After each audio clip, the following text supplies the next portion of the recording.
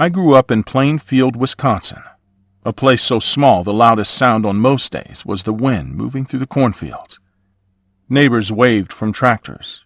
Church bells rang every Sunday, and every kid in town knew which porch light meant you could stop by for pie after school. That's the kind of place it was. Safe, predictable. We never thought much about locking our doors because what could happen out here? Evil, we believed, belonged to the cities, to strangers, not to us, not in Plainfield. But I'll tell you now, we were wrong, because one of us, one of our own, was hiding something so monstrous, so beyond comprehension, that it still chills me decades later. And his name was Ed Gain. Everyone in Plainfield knew Ed, or at least we thought we did. He was quiet, polite in that awkward way. You'd see him at the hardware store asking for a spool of wire or a box of nails, his voice soft, almost hesitant. Sometimes he'd stop by Mary's Cafe, sit alone with a cup of coffee and stare at the steam rising from the mug like it was telling him secrets. He never caused trouble, never raised his voice, never drank like the other men. Folks said he was just simple, lonely since his mama passed. And that's the thing.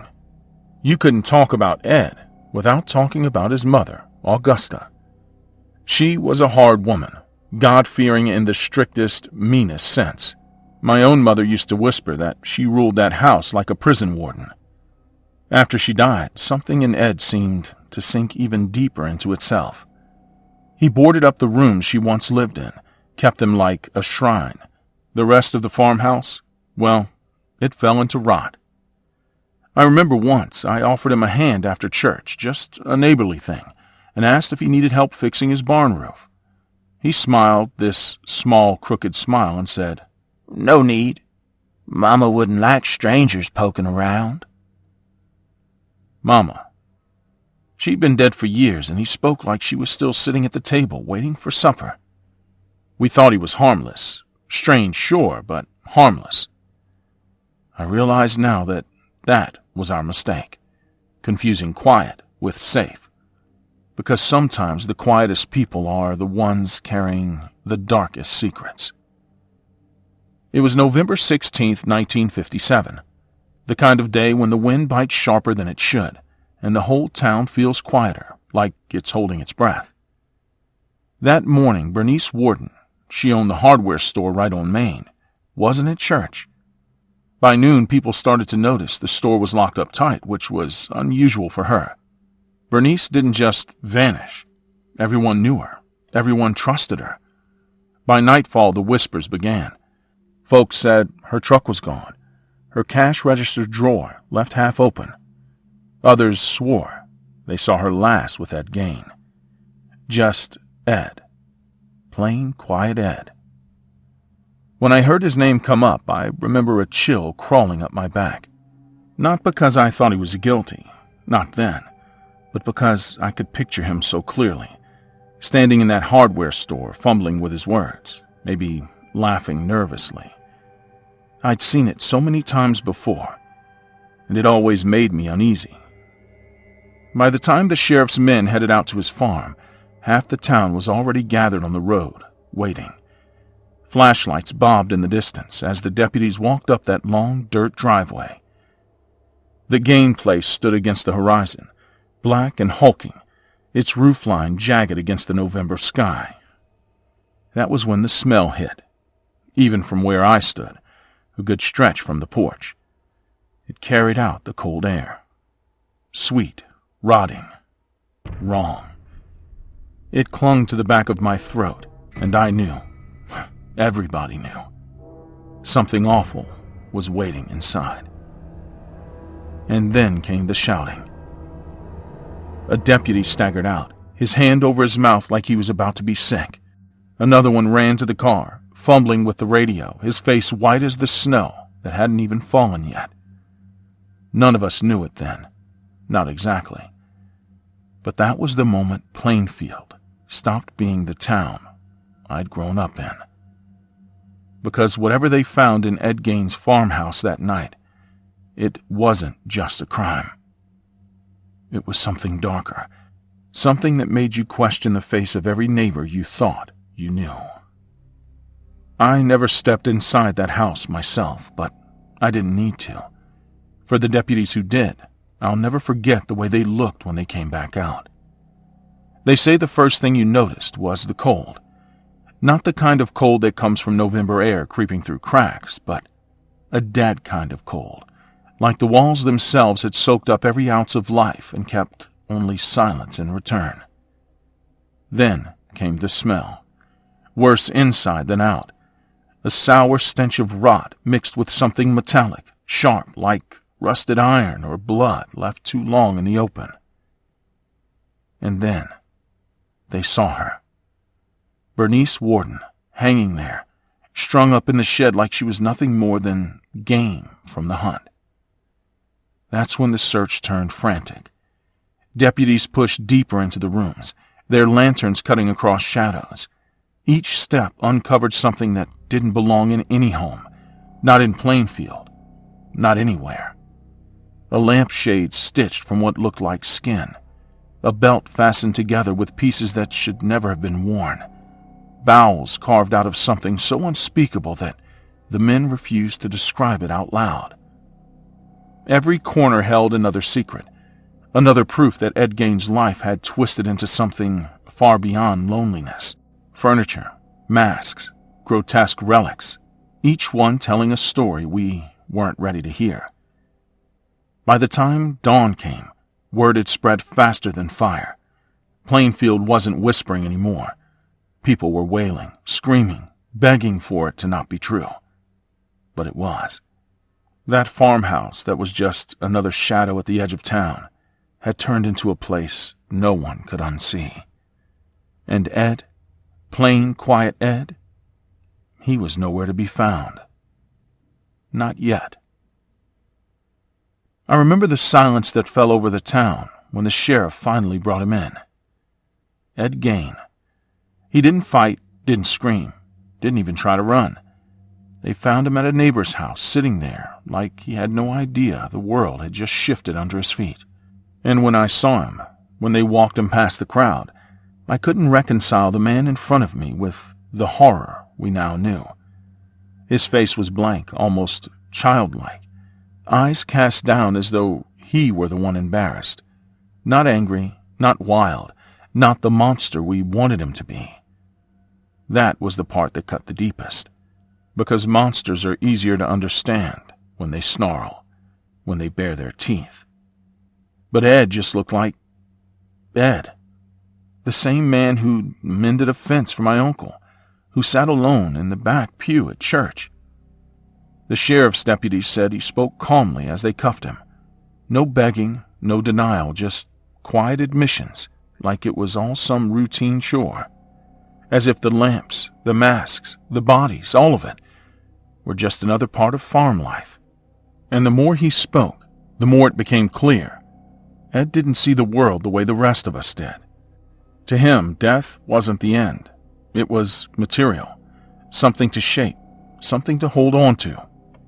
The man we thought was lonely, harmless, had been wandering cemeteries at night, digging, cutting, collecting.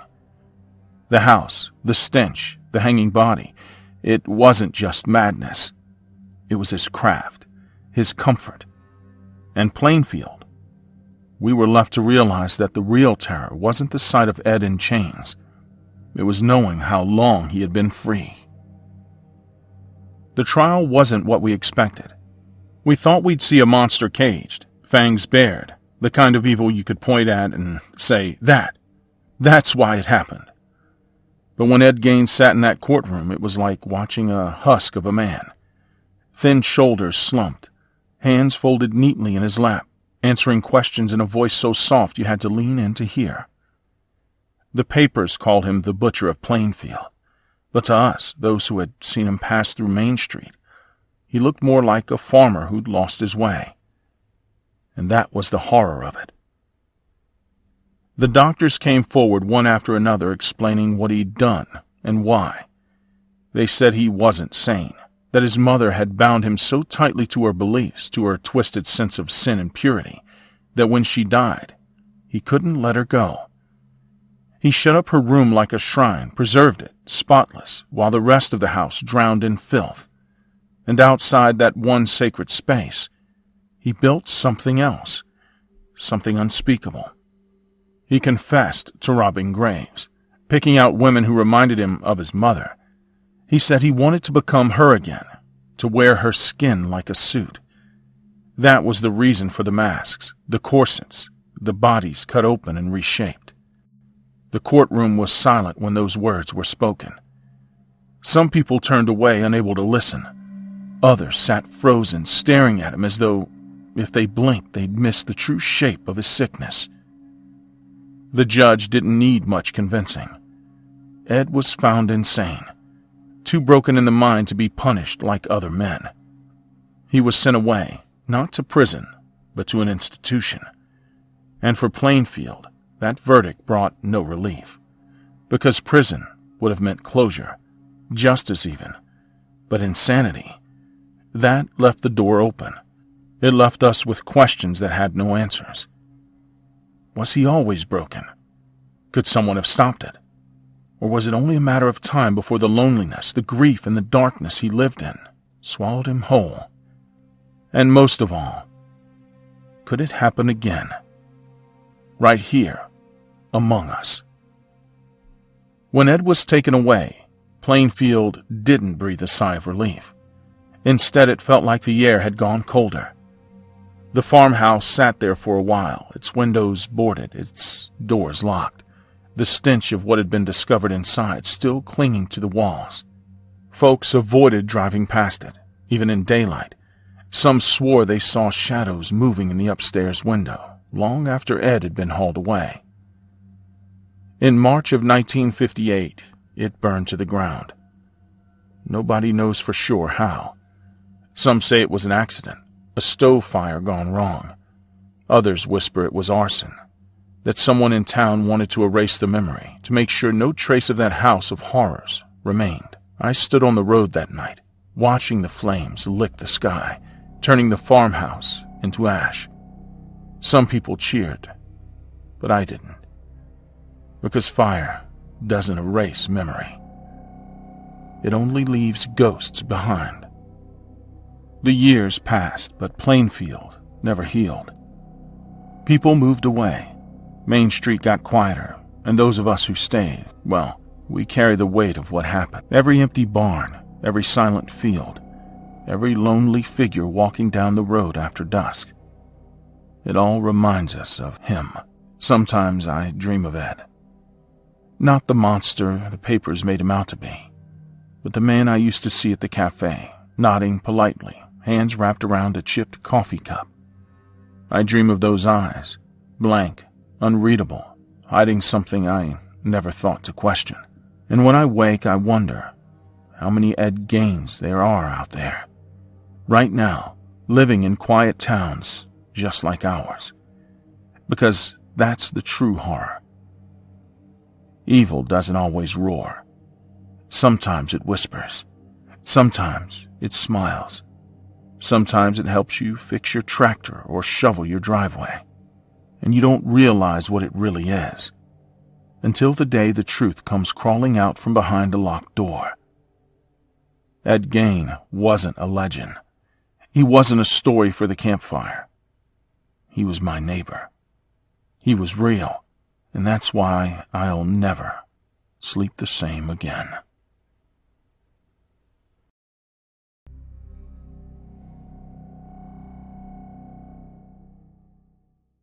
My name is Daniela. This happened in my country, Bulgaria, in the late October of 2001, and I was 16. I used to live in a dorm room with another 3 girls my age. We were all from small villages studying in the same school, and living in a dorm room from Sunday evening to Friday evening, and we were going back to our homes for the weekend. One night we decided to call spirits, souls of lost people. Back in the day, instead of a Ouija board, we made our own Ouija board, which is basically a sheet of paper with the alphabet written on it in a circle, the numbers 0 to 9 in the middle of the circle, and then underneath a big circled yes or no. The way to call spirits was to just hold a needle on the thread over the center of the sheet. We all took turns doing that, which eventually starts moving on its own, and then we start asking the spirit questions, to which they answer. We started doing that almost every night and spoke with different spirits. We didn't take it very seriously. One night, a spirit came to talk to us. This was the night of the 31st of October to the 1st of November, where in Bulgaria we celebrate a very big spiritual day in which we believe Jesus releases torture of all souls of hell for one night. When we started calling spirits, the spirit of a woman came to us and we started asking her questions, such as, what's her name? She gave us her name. Let's call her Maria. She said she was 26. We asked her how she died and she spelled car crash. We asked her how she feels. She spelled sad. What was the color of the car that hit her? She said red. Where is she? From she spelled pink, in Bulgarian spelled Rozovo. Then the connection fell apart and we started blaming one another of cheating and moving the needle on purpose and say it's the spirit. How could there be such a village with such a name in the area and we didn't meet anyone from there? We kept calling for Maria almost every night after she came talking to us. We started asking her questions. Why is she not in heaven and what was holding her back? She spelled daughter, then another question about her family, and she spelled husband. We found out from her that she died in a car crash and that she misses her daughter, age 6 at the time of her unfortunate death, and a husband she couldn't say goodbye to. We were all very touched by her story and decided to ask around and see if there's indeed such a village with this name and ask if someone knows about a young woman who died in a car crash. It turned out there's such a village in our area, Pazarchik, and indeed, there was a young woman who died this way 15 years ago in 1986. We were all 4 of us very spooked knowing all this was true, and we stopped calling spirits after we found out the spirit was real. Since then, I have never attempted to call spirits, nor will I ever do that again. It was late at night, around 2 a.m, and I was heading alone to the airport to pick up my grandmother. The road I took was not very busy, especially at that hour. The rain began to fall heavily, accompanied by thunder, making the whole environment even more desolate. After driving for a while, I came to a road through a dense forest. This was the only route to the main highway leading to the airport. It had always been rumored that this road was haunted, but I didn't believe in such things. To distract myself, I put on my favorite song, Englishman in New York by Sting, and tried to ignore the stories about the forest. I had been driving through the woods for about an hour when the road started to get bumpier and bumpier. It seemed almost impassable. That's when, without warning, my tire blew out. The sound was so loud that my heart skipped a beat. I had to stop immediately, and to make matters worse, I was in the middle of the forest, far from any civilization. I got out of the car in the rain to see the damage. The tire was completely shredded and, of course, I didn't have a spare. I tried to call a tow truck, but they told me it would take at least 3 hours to arrive. There wasn't much else I could do, so I went back to the car and waited for them to arrive. While waiting, I tried to distract myself by watching TikTok. Among the videos I watched, one caught my attention. It was a story about a strange creature that had been sighted in my state. It was said to be huge, with yellow eyes and razor-sharp teeth. I let out a nervous laugh, thinking it was just absurd rumors to scare people, but something inside me began to get restless.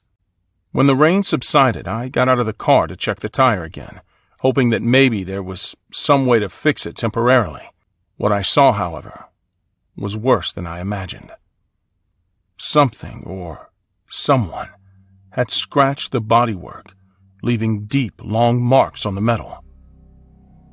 The air around me seemed heavier and denser. That's when I heard it. A scream that belonged to no human being. It was loud and high-pitched, and it came from somewhere near in the forest. I tried to run back to the car, but the door had slammed shut. As I frantically searched my pockets for my keys, I heard footsteps behind me. They were not normal footsteps. They were heavy, as if something massive was slowly approaching. When I dared to look, my body froze in place. A few feet away from me, in the shadows of the trees, stood a gigantic creature, over 8 feet tall, covered in dark brown fur. Its eyes glowed bright yellow, and it had a mouth full of razor-sharp teeth. The most terrifying was a single horn protruding from its forehead, curved backward like a spear.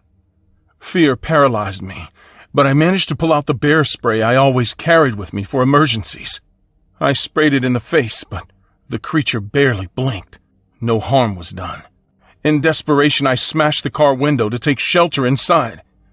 The beast began to walk slowly toward me, its claws echoing against the ground.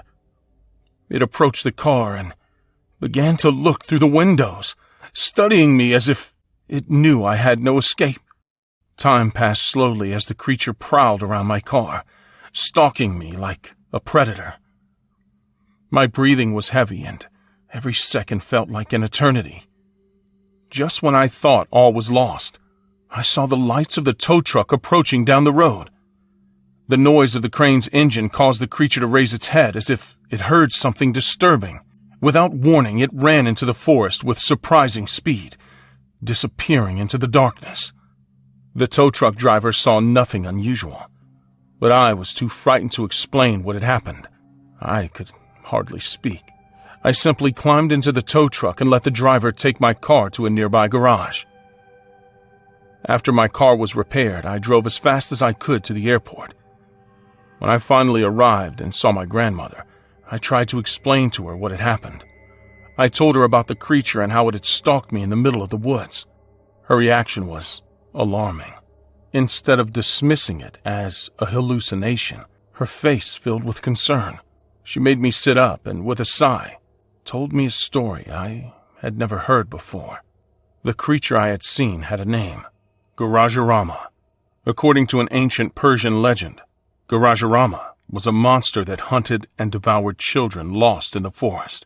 He would only stop when the victim was past the age of adolescence or when he saw something he considered sacred. My grandmother thought that maybe the fact that I had just turned 20 had saved my life. From that day on, my life changed. I could no longer make fun of the paranormal as I had before. What I experienced that night was too real to be a simple hallucination. Now, every time I pass near a forest, I remember Garajarama's yellow eyes, lurking in the shadows, waiting for his next victim. Hi, my name is Zach. This story takes place just a few months ago at my girlfriend's house. It was on a random Friday night where I'd come over to her house like I usually do, after my singing lesson. My sister and her boyfriend came to pick me up from singing lessons to drop me off at my girlfriend's. Her house was just a couple of minutes away. After they dropped me off, I waved goodbye to them and walked through the gate of her house.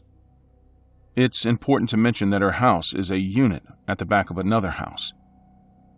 I walked up the driveway and closed the gate, not locking it because my girlfriend's mom was out and needed to get back in later. When I got outside the front door, I knocked on it, and my girlfriend's dog ran up to the door barking as she came to open it. She shoved her 2 sausage dogs out the way to let me in and gave me a big hug, jumping up onto me and getting all excited. A couple of hours had passed, and me and my girlfriend were eating dinner in the living room. We were laughing and watching horror stories on TV, and then suddenly her dog jumped up onto her lap and started to eat her food. She yelled at him immediately and tried to push him off, but he bit her. Terrified and hurt, she screamed and jumped off her chair, and the dog fell off of her, running through the kitchen into the laundry and outside the doggy door. I turned around to look out the large windows and the sliding door that took up the wall. I saw him scared, hiding under the outside table. Quickly, my girlfriend, crying, rushed over to me with her hand bleeding, asking me to go find some Band-Aids or something from her mom's room while she sat down on the couch. I walked down the hall to her mom's room and into the master bedroom. I rampaged through drawers in the bathroom looking for a first aid kit. I couldn't find anything, though while I was looking I heard a loud thump outside of the bathroom window. I felt an uneasy feeling since we were home alone and her mom was nowhere to be found yet. I stood up and tried to look out the window, but I couldn't see anything as it was too high. I ignored it and tried to look for the med kit. I jumped at another noise coming through the lounge room. I ran out wanting to see if my girlfriend was okay, only to walk out and see that she was completely fine. She turned to me saying, "Sorry, babe." I dropped the remote, trying to pause the TV. I grabbed some paper towels and walked over to her, telling her that it was going to be okay, that I couldn't find any medical kit. She got up still holding her hand, trying to stop the bleeding, and told me not to worry about it. I removed her hand from where the bite marks were, cleaned the wound, and kissed it to make it better for her. We sat down on the couch and another hour passed. She was asleep, and then I heard her dog scratching at the back door. I slowly moved my girlfriend off of me and got up to let the dog in. But as I got up, I saw both of her dogs asleep at my feet. I was confused and stopped.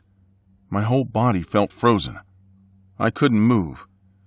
I slowly took my eyes from the floor all the way to the glass sliding door. I saw a dark silhouette sitting behind the glass, scratching like a dog. I couldn't make out the figure, but it looked like a person. I walked back, trying to grab my phone off the kitchen counter, to then accidentally knock it off, smashing it on the fake wooden floor of the house. The noise woke my girlfriend up. I turned around, terrified. She was on the couch, and when she got up, her face turned completely white as a ghost. She was speechless. I knew it had something to do with what was behind me. I slowly turned around to see an old, tall, fragile woman standing behind me. Her face was scratched up and her pupils were small. Her hair was messy, with gray strands coming out of black. As I turned, the old woman held up her old wrinkly hand and pressed it against the sliding door. An unholy smile grew on her face, going from ear to ear. I was in shock. This woman was much taller than me, even though I myself am 6'1". She leaned down with her hand still on the sliding door and said to me through it, "Aren't you and your lovely girlfriend a good-looking couple? Nice and young. Little good lovebirds, I imagine. Yes?" My girlfriend came up to me and banged on the door, screaming at the woman to go away. Note, my girlfriend is shorter than me, about 4'11". "Go away, you old bitch, or we'll call the cops." The tall old woman let down her hand and threw her head back, laughing hysterically. The dog started barking at the woman as her head snapped down at them and screamed a harrowing scream. We grabbed both the dogs and ran to her mom's bedroom. Unfortunately, the door had no lock. We heard the woman yelling at us to let her in as she banged on the glass door trying to smash it. A few minutes passed and the house was silent. I decided to slowly leave the bedroom and check to see if the woman was gone, but my girlfriend grabbed me, pleading with me not to go out there. I didn't listen. I walked through the kitchen and dining area to see the sliding door smashed with the outside garden chair inside. I gasped and covered my mouth. I heard a loud creak in the laundry room, and I turned to see the woman standing there with her head tilted down. She then ran at me full force, but luckily I acted quickly and grabbed a knife out of the drawer which I used to stab her in the chest. She screamed and fell back. I ran back to my girlfriend, still in her mom's room, and told her we're going to have to hide in the closet with the dogs. We heard screaming and the sound of things getting thrown around. My girlfriend quickly grabbed out her phone and called the police.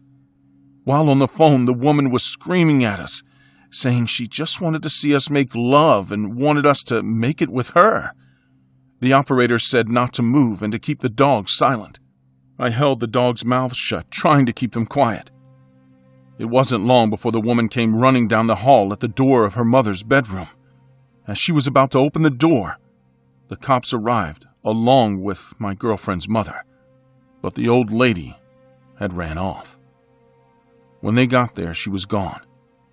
The cops said she must have gotten in through the gate because it was open. Thankfully, We haven't seen that woman since. My girlfriend and her mother have moved out of that house and that area completely.